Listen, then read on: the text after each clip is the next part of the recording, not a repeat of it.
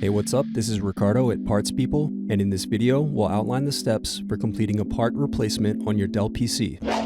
Visit our website and use this coupon for a 5% off discount.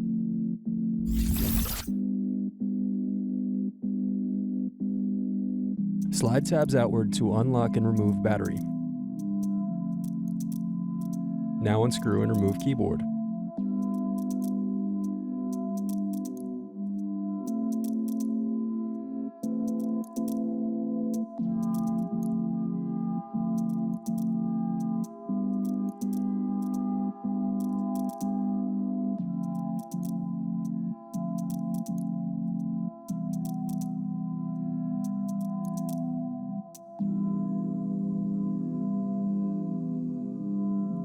Thanks for watching. Don't forget to like and subscribe if you enjoyed this video.